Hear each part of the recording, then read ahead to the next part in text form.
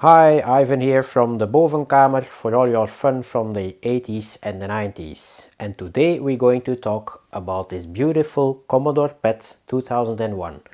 Welcome to the Bovenkamer.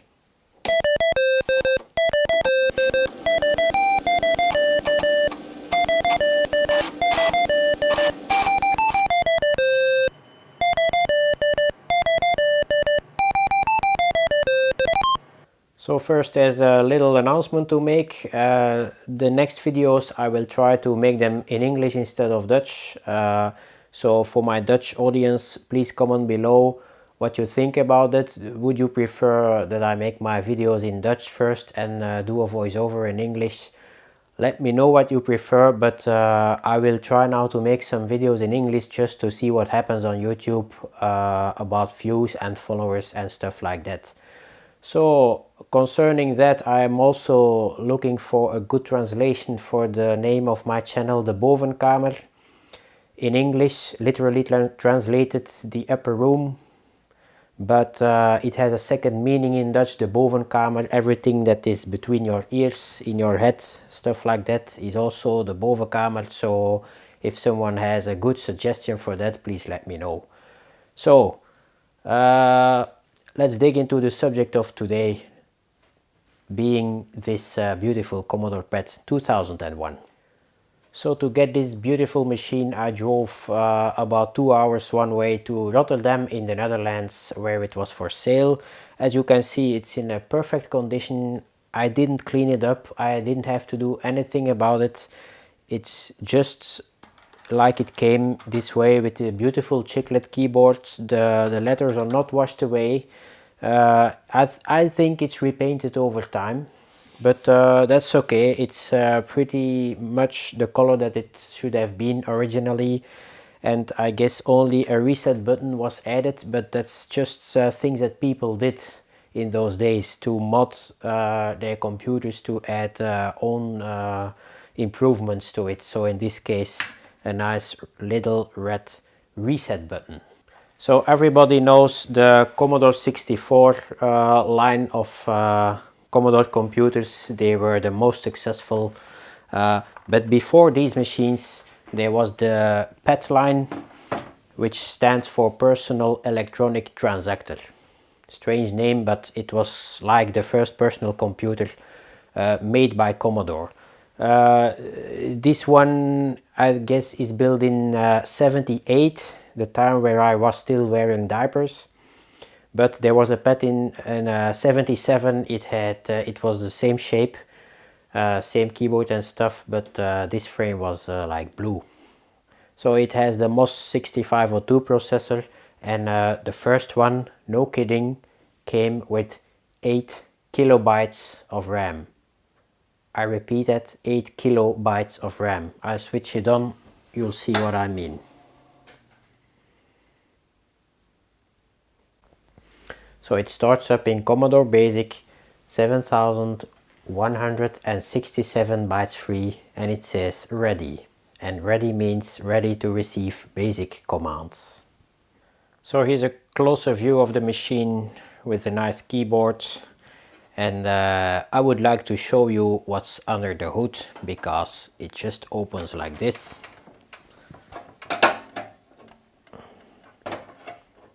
Like so.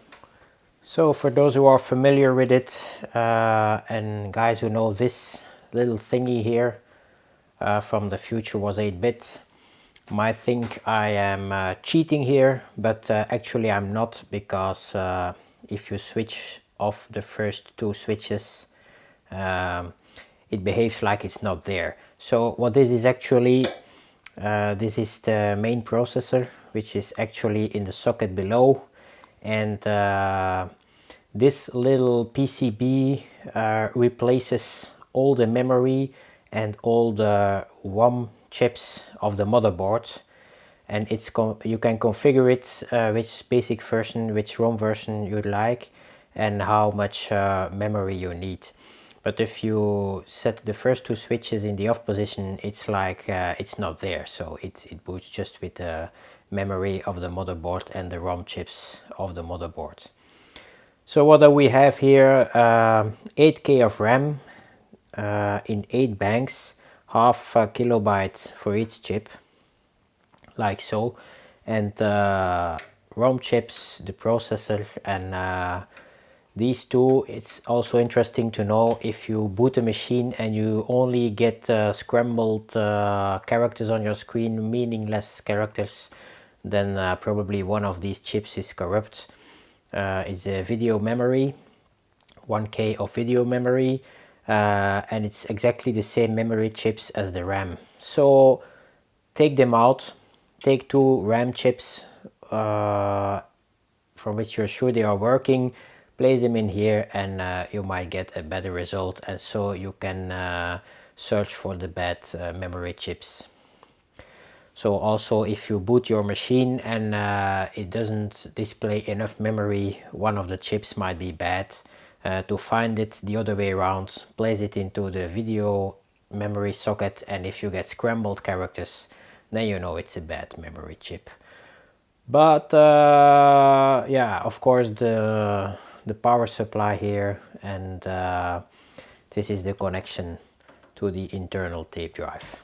So this PET came with a box full of goodies and information. That's what I like about it. When I buy old computers, I always looking for the software and the books that come with it. So first of all, here I have the original PET user manual for this model, the 2001-8, which contains all the things technically what you have to know about this machine, and also about the basic language that's in the ROM. So very valuable information in here, the manual. And then it also came with a little bit heavy 2 binders, and I'll show you what's inside. So look at this. There was a club of users, the Benelux Exchange, PET Exchange Club. It's for enthusiasts about this computer and about PET computers in general. And they had a magazine. This is the very first issue from March 1980. And it contained all kinds of information and articles about PET computers, but later on also about the VIC-20 and Commodore 64 and so on. A lot of information, a lot of programs to copy, schematics to build your own devices, and so on. It's really, if you're into this kind of computers, this is really very, very interesting stuff. Look at this. It's a listing in BASIC. It seems to be a demo of the PET 8032 machine. If you copy all these pages into your PET without errors, well, you might be lucky to be able to run it. It even came with this nice box of matches. They are still unused, so they're still there. So if I'm sick of all of this, I can I can set it on fire and I get rid of it. So 2 binders full of these magazines, information, data, programs, articles. There's no end to it. All right, let's put this aside. It also came with, ta-da, Sony. It's this one, it says Sony, but look at it. It's cassette tapes. These are without case, but they are full. Every cassette contains 1 or more programs at each side. Games, assembler language, disassemblers, everything you need. Telex dump. This says docs change. PET software volume 48. I think it's also about some computer club. Cassettes. More than I like. 1 box. Another box. These are with case. You can see EEPROM utilities. I don't even know how to use it. and 3 more boxes stuffed with all kinds of tapes. Very interesting. One of the tapes, there's still a letter attached to it. It was at that time people were exchanging programs with each other by copying tapes and stuff, and there's even a letter which has the MDCR program for old ROMs. So you had to load the program that's on the tape onto a certain memory address, and then you had to copy this code into the memory and attach it to the program, like so, and then you had to do a sys command to run it. I have no idea what it is about, but there's still a name and an address on it. Maybe if that person is still alive, I can find him sometimes. Who knows? And then there was this mystery box. Actually, I put the things in this box because this box is pretty new, but what's in here is really interesting. Let's have a look. It looks a mess, but it isn't. So there are some more tapes to start with. Then we find a demagnetizer. It's a device to demagnetize your tape heads, like so. If you put this in the... Allee, als je dat in de prie steekt, hoe zeg je dat in het Engels? Alright. So, if you use this, it makes some kind of magnetic field to demagnetize the heads of your tape drive. I've been told you have to be very careful with this, not to damage data on your tapes. And then there is this little ugly thingy. So this computer has no sound. There is no speaker in it, but you can use the, I think it's a parallel port as an output for these 2 pins, as an output for sound. In this little thing, someone integrated a small amplifier, a battery which can be charged through USB, and a small speaker. No, it doesn't look very professional, but it does what it's promised to do. So I'll show that to you later on. So then we can have sound with some games and stuff. And then this is also something very, very interesting. It looks like homemade stuff, but it was actually sold these days. Maybe there's something written on it. Stack Computer Services, copyright 1981. So actually this is a memory extension. Very weird. You can connect this to the user port, and then so this part goes somewhere inside where you have some place, and it changes your it's an extension of your memory. I will try it immediately to see how much memory is here, but it looks like 1, 2, 3 kilobyte extra. So instead of 8 you can have 11, but I'll check it out. So I attached the memory extension to the user port, and when we switch on the machine we can see that we have now 11,263 bytes free, which is actually indeed 3 kilobytes more than we had before. Yes, that's a whole lot more. Maybe we can install Windows now. So now we booted up with our memory extension, so we have 11K free and ready to try some software. I have attached this external tape drive because it's much more reliable than the internal one, so I don't have to start over again and again. And we will try to load some stuff that's on this tape. To give you an idea how long it took to load things, I have this stopwatch here. Okay, there we go. So when I press the play and the start together, it starts searching for the next piece of software on the tape.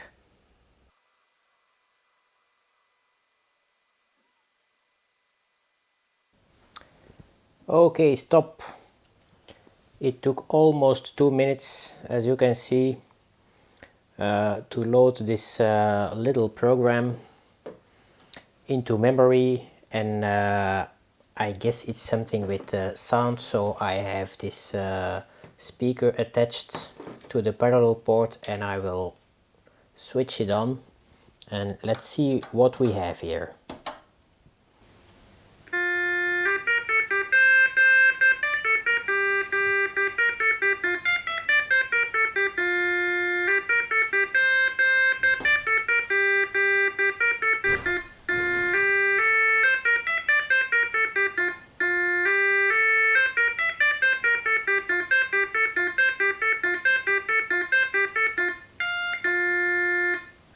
So that was a nice musical intermezzo, the French Cancan, very nice played by the Commodore PET. But now I'm trying to see what's on some other tapes. I will cut the crap out of the footage, so the loading process, it takes way too long, so let's get straight to it. Okay, this thing says Pinball Wizard. Let's have a look. What is this? Ah, it's in Dutch. You can choose from 4 pinball games, Crazy Circus. Okay, let's go for the space adventure. We don't need explanation. Oh my god, I should have asked for explanation. I don't know what to do now. Okay, let's do that again. Okay, so these are the instructions. The only thing I need to know is the up arrow to shoot a ball, and the left and right, like here, to use the flippers. Okay, there we go. Boing. I switch on the sound. Oh, there is sound, I guess.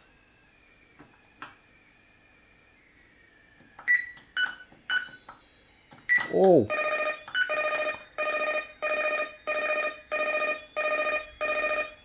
What's going on? It's pretty slow. Did I lose that ball? Okay, third ball.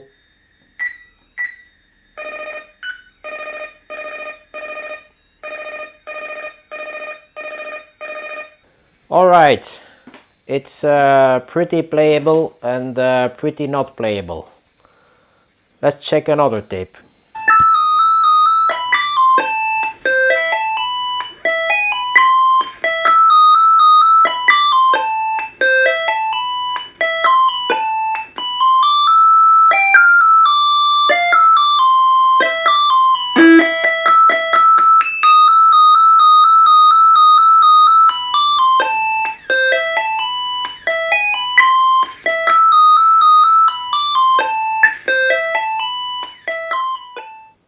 So here we have a program that calculates P.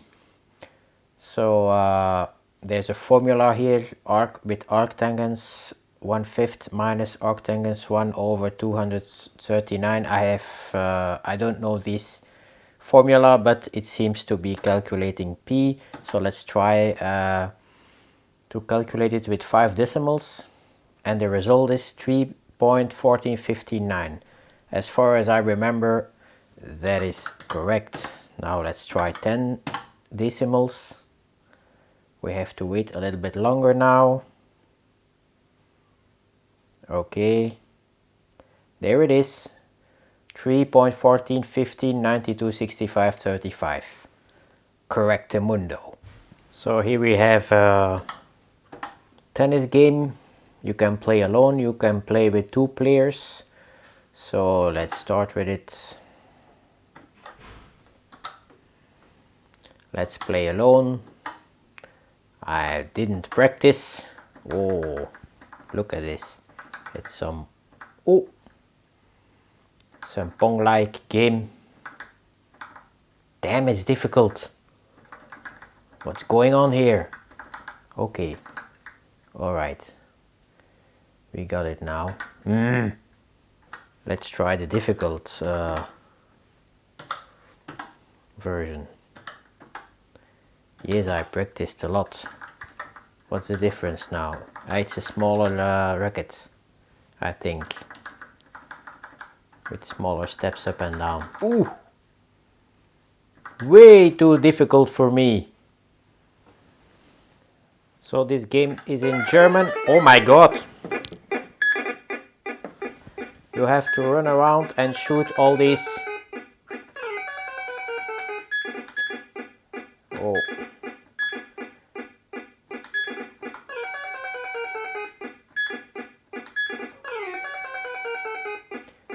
This sounds like an arcade game.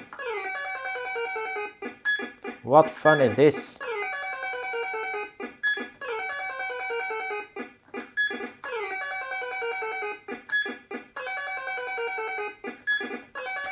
So as you already see, you have to shoot all these little stars and drive around with this kind of tank.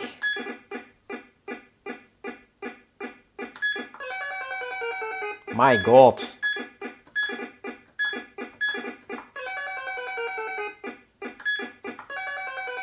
Alright, one to go.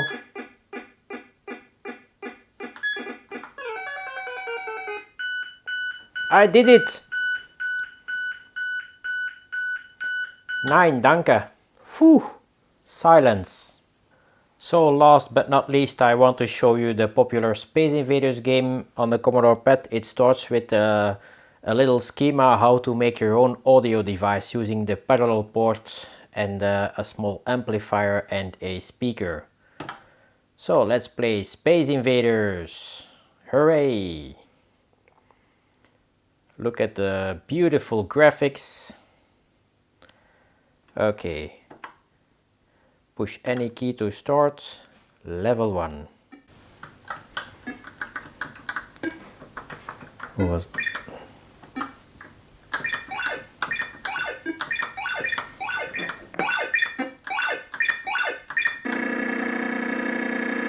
Oops.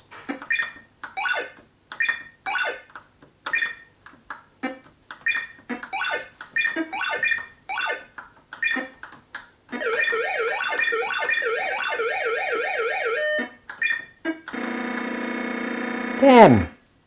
Okay guys, so I think I'm gonna call it a day for now because I have too many more tapes to look into. You won't hear from me in the next couple of months. Oh no, just kidding, just kidding. I will continue making videos, so follow my channel because in my next video we will talk about this Commodore CBM Model 8050 external floppy drive. Thanks for watching and see you next time.